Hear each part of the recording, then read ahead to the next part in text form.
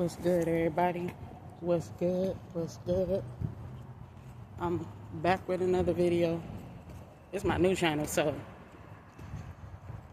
for y'all that know my old channel, well, my other channel, Shatara Blanks, I got a lot of videos on there, just preaching the gospel and doing music, skits, and all that. But I wanted to make a second channel. The second channel, I want it to be more about vlogs and story times and stuff like that. So I created a new channel. Go check out my other channel, Shatara Blanks, as well. I got a lot on there that'll bless you, okay? So this video today, I'm going to be talking about, let me get this camera right. This video today, I'm going to be doing another story time. And the story time gonna be about the time I went to jail, you guys. Yes, I went to jail, okay? I'm not a person that goes to jail or nothing like that. Like, yes, I had a little juvenile record when I was like 15, 16 or whatever, but I ain't never went to jail until like a year ago. And that was horrible. Oh, and I knew that was an attack of the enemy. All those experiences, well, the experience when I was a teenager as well, that came from the enemy as well. But I wanted to get into the story time. I ain't gonna make this video too long. I ain't got a lot of space on my phone. So, all right, jumping right into it. So, the time I went to jail, okay? This is crazy. So, I was in Texas, and I was living like a crazy lifestyle, like, you know, seeking women and stuff and smoking every day, you know, just seeking, you know, comfort out of the world, you know, thinking, oh, if I find me the right girl, the right woman and all that, that stuff is false. It'll never be like that, because God didn't make it that way to where you could just live however you want and, you think everything gonna work in your favor. It don't work like that. If you're not aligning with God's word, then your life it's not gonna fall into place like you think. Because I would look at other homosexual relationships and I'd be like, well, why they get to be, why they relationships seem like it's working out? Just because they're together, that don't mean like it's all peace and good. Because look, in those homosexual relationships, I already know.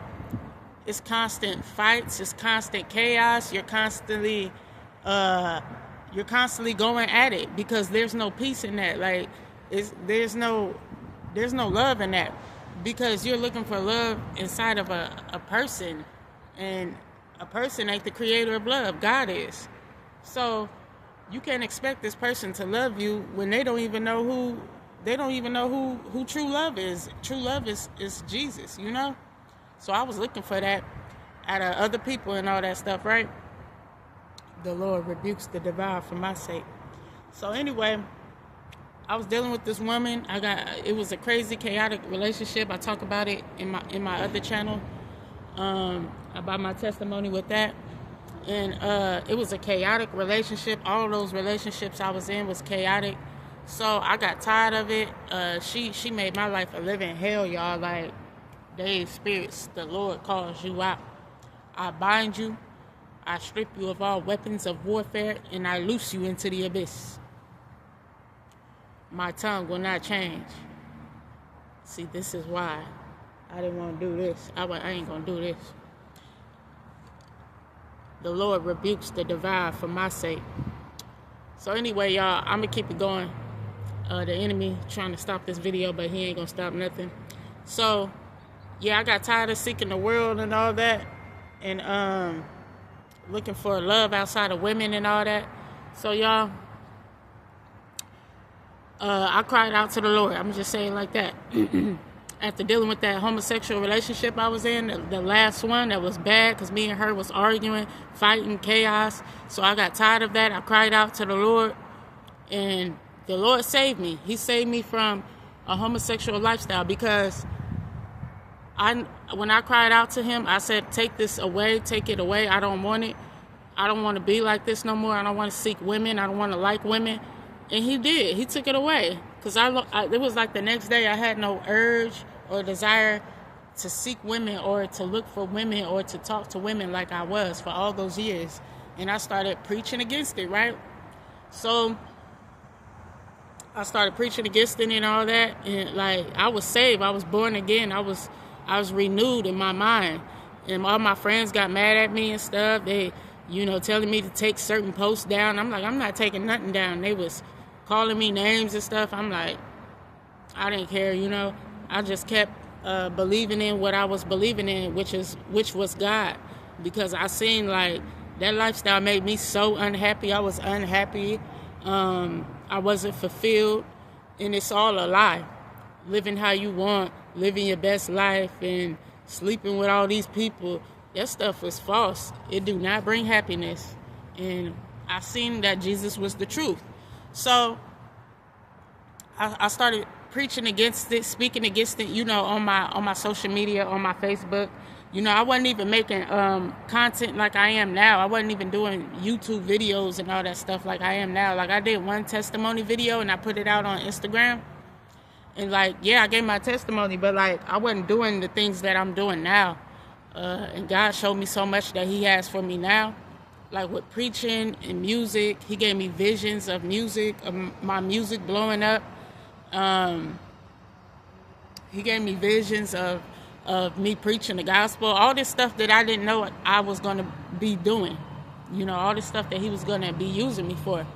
So this is early on, right after I got saved, so I was saved, I was reading the word, listening to the word and all that, right? And it was this one day, and that girl, I wanted to tell this too, because when I was dealing with that girl, I could not have peace.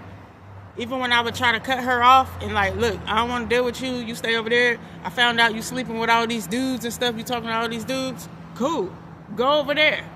I would try to leave her alone, and she would not leave me alone. She would keep knocking on my door. She would keep showing up at my house, and I'd be like, what is this bride problem? What is this girl problem? Like, she'll blow up my phone, like 50 calls, 40 calls, 30 calls, and I'm like, I wouldn't answer none of them because I got tired of her. So a situation came to where this the last time she showed up at my house all tweaked out, cracked out, talking about, I know you're in there, and whoa. I'm like, lady, you need to get off them drugs. You need to leave me alone. I want nothing to do with you. She had the whole apartment complex on my side come out to see all the drama she was causing. And they like, why are you over here? She not bothering you. She minding her business. Why are you coming over here with all that? They were speaking up for me because they got tired of the drama with her. And you got your people with you. And I'm like, lady, you need to get off them drugs and leave me alone. I ain't got nothing to do with you. So, okay, she bust my windows. She bust the window on my apartment, my bedroom window. She bust the window with a knife she had. And I'm like, put that knife down. Bet you won't put that knife down because you know what's going to happen to you. I'm like, get up out of here with all that. She popped my tires. She was just tweaking.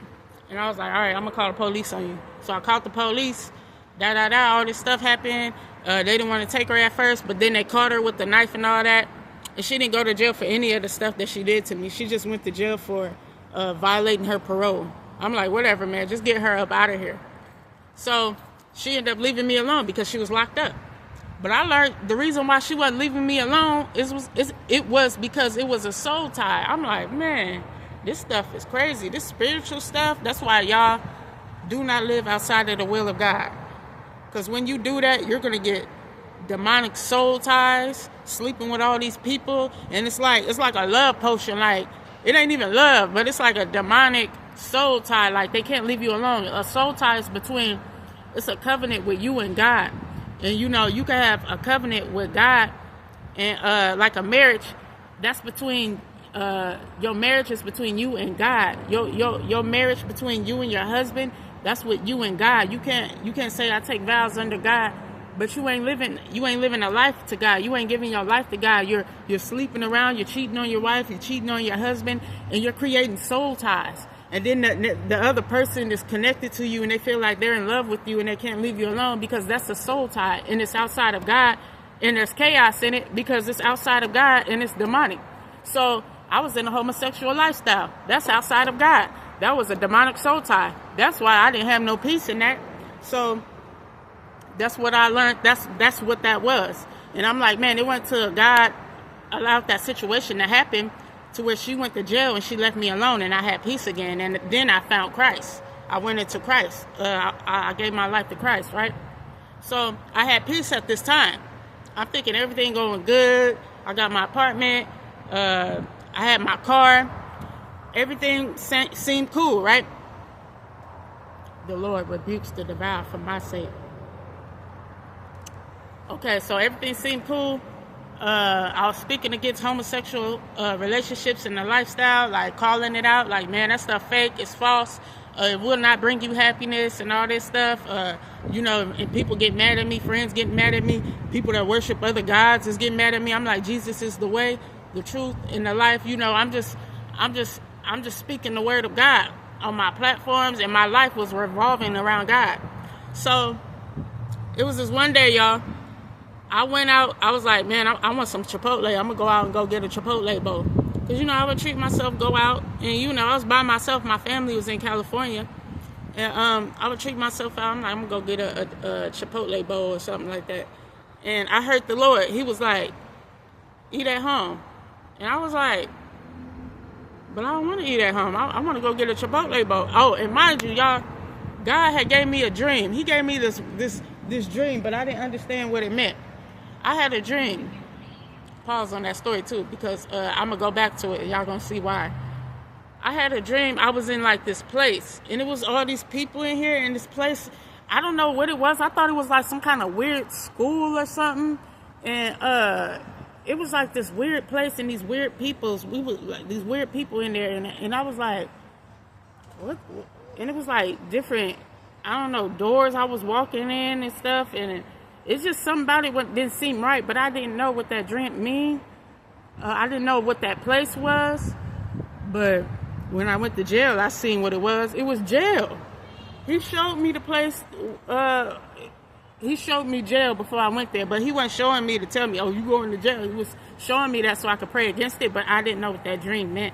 I didn't recognize what type of place it was. I didn't understand the signs in the dream, so I didn't pray against it, but I should have prayed against it if it was something that I didn't understand, because God teaches us that too. When it's something you don't understand, you pray against it. If you feel like it's not of God, you pray against it. But I didn't really do that. So anyway, he gave me that dream of jail. And fast forward, I'm going back to the story where I was. I'm like, I want to go get a Chipotle bowl or something. And I heard the Lord say, eat at home. And I'm like, I don't want to eat at home. Because I had a bunch of food at home. God blessed me. I had stamps, food stamps and stuff. I had a fridge full of food. So, which it didn't make sense, but I had a craving for the Chipotle. So, I went out. I went out in my car. I drove. As I was driving to the place, right? I see the cops out. They hot out. They be hot out. And, man, I drove out there, and, once I drove out there, I went through the neighborhood. As I went through the neighborhood, I seen a cop on the side, and you already know what that means. When you see them on the side, they waiting to pull somebody over. And I'm like, oh, man, I hope he don't pull me over. Sure enough, push come to shove after I stopped at the stop sign, because he lied and said I didn't stop, which is a lie. They always saying, you rolled at the stop sign. No, I didn't. I stopped. You lying cop. But anyway, I stopped. I went past the stop sign. I kept going. I didn't keep going. I did what I was supposed to do. I stopped, looked both ways and all that, and I kept going. It was clear. I kept going.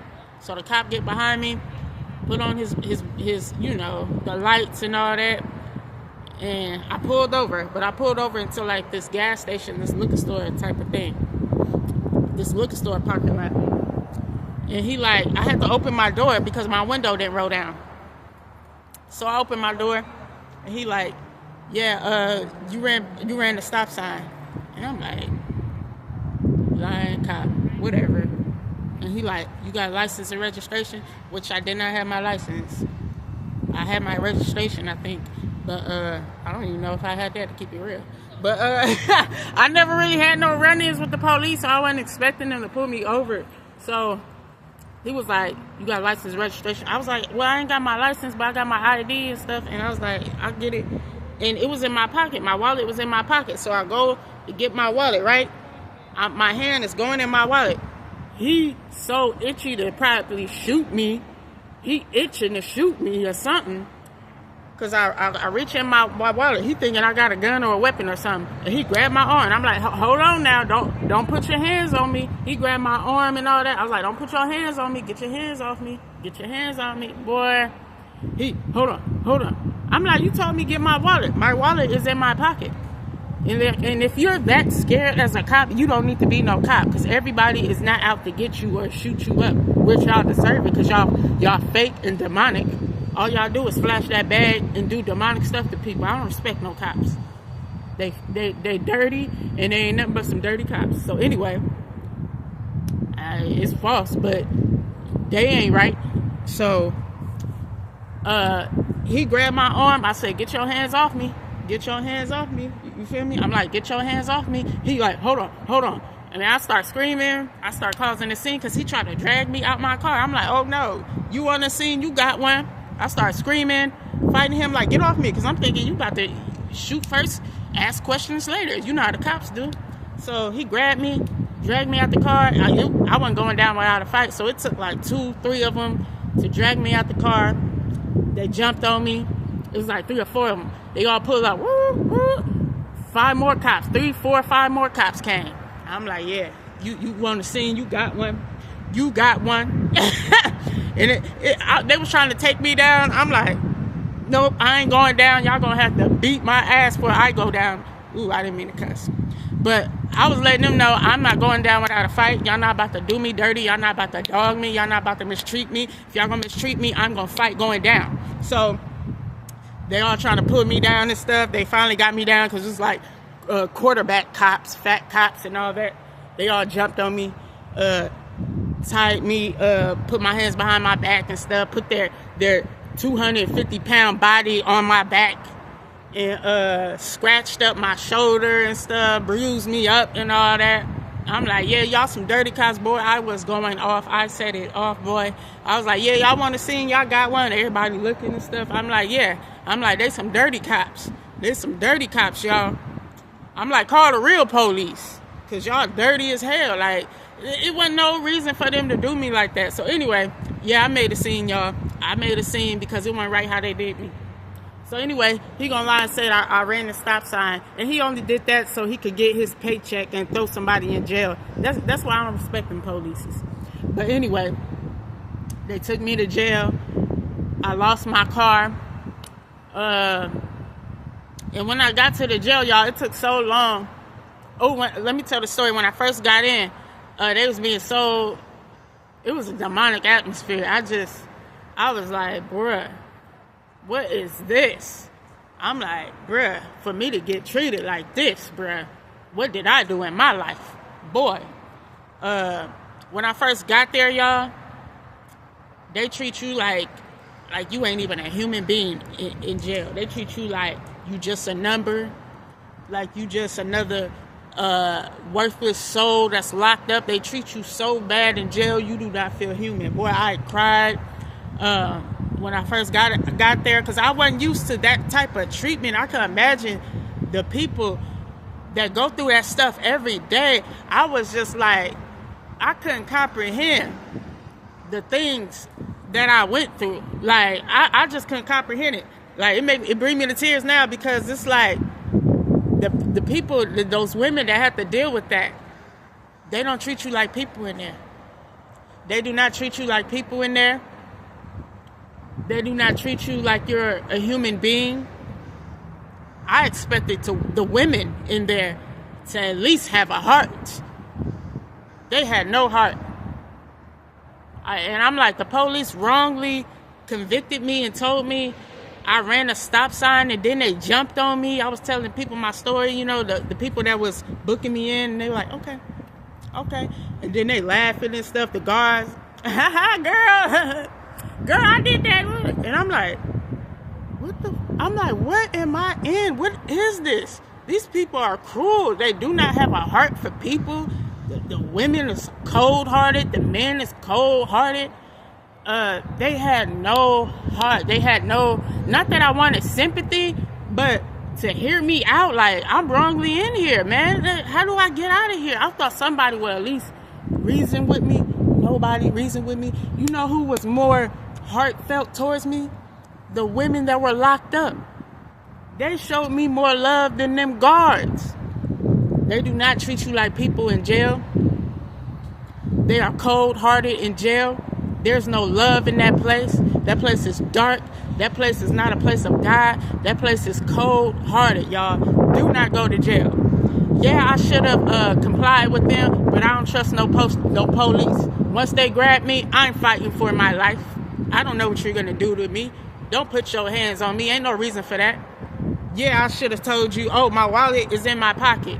Can I reach in my wallet? Are you that shook? You know, like, are you that shook by me? If you that shook by a woman, and a black woman at that, you don't need to be a cop. You that scary, you don't need a badge or a gun. Because if you're ready to shoot and beat somebody up first, you don't need a gun. You don't need to be a cop. That's what I'm trying to say. You don't need to be a cop if you're that shook. You know what I'm saying? So, anyway, they was cold-hearted to me.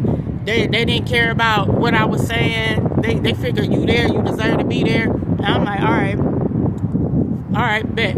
Like, this how they gonna treat you in here? Bet. I ain't got no respect for none of them.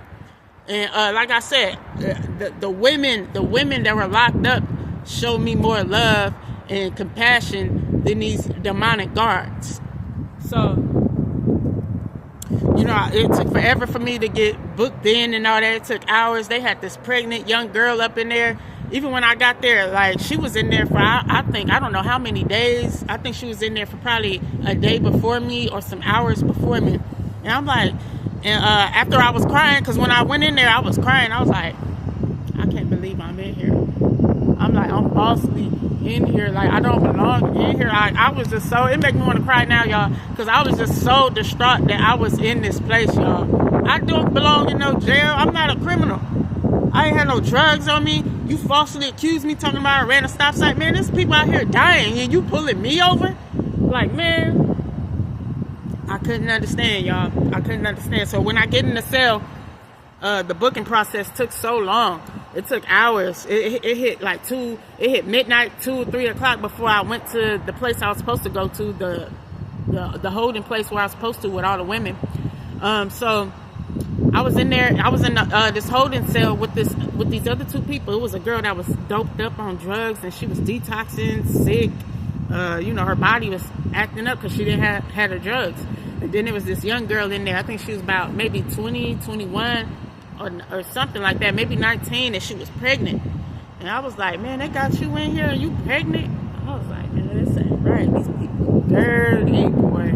They dirty. I don't never respect no cops, man. They dirty.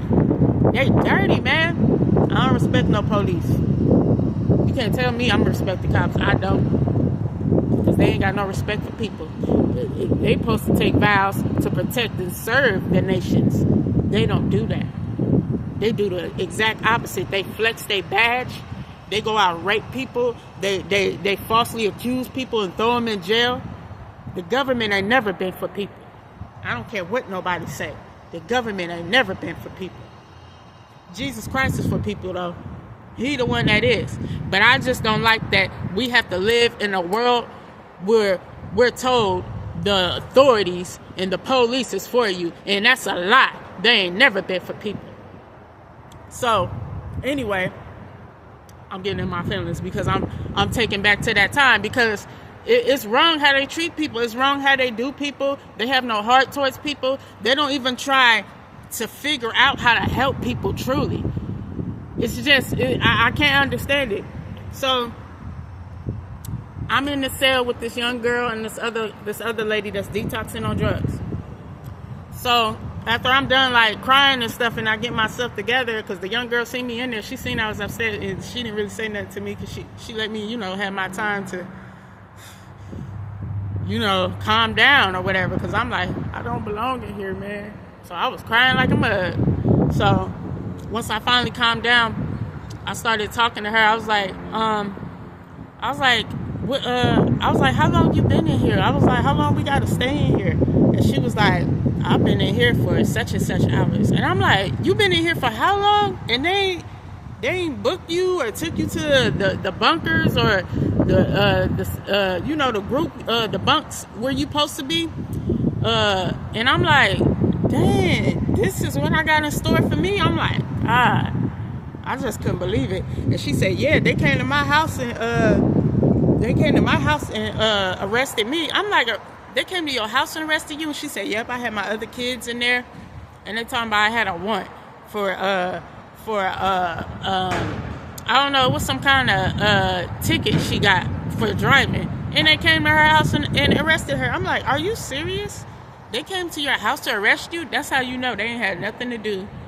They went to your house to arrest you for a ticket violation? That's the type of police we got out here in America. Like, shouldn't you be more concerned with these people that's out there robbing, killing, and stealing and manipulating people? Shouldn't you be more concerned about that type of work instead of going to a home, a young woman's home who has children and pregnant, and you talking about, oh, you got a violation of driving on your driver's record. We're taking you in. I wouldn't have opened that door. I told you that. I'm telling you that. I wouldn't have opened that door. Anytime I see cops, a lot of times I don't like to open the door. Because it ain't nothing but false accusations against you. Anytime you see the police, it's false accusations. So I was like, this is dirty. They took you out of your home with your children. Well, I think she said, too, a family member came and got her other kids. But I was just like, this ain't right. It's not right. So fast forward, hours go by, I get my call. The only person I could call, because they let me have my phone back. But I called my mom and stuff, even though she was in California. I called her, but she didn't answer because it was late. It was like 11, 12 or something at that time when I called. So it was late, and I called my pastor. I had a pastor there. Incubus, succubus spirits. The Lord calls you out. I bind you. I strip you of all weapons of warfare. And I loose you into the abyss. So I called my pastor. And they didn't answer because it was late. So nobody answered. And I was just like, man, I'm stuck out here. And I was just like, man, the Lord rebukes the devourer for my sake. Mind-controlled spirits. The Lord calls you out. I bind you. And I strip you of all weapons of warfare. And I loose you into the abyss. So anyway, y'all, look, okay, I finally get to the part to where they took me and the young girl to our cell, or to our cell block, where the other women are. So we get there, and as I'm walking through this jail, I notice I'm looking up at the thing, at the ceiling, and how it looked. I'm like, this is the place I seen in my dream. So this is what God showed me. And I'm like, boy, I couldn't believe it. That was just another thing in my mind. I'm like, boy, this ain't right. This ain't right. She is not harmed. So I was distraught. I was just like, man, this is the place God showed me in my dream. And I was just like, at that point, I was just like, man, I can't believe this. So I'm like, all right, whatever. I'm already here. I can't pray against it. I'm already here. So,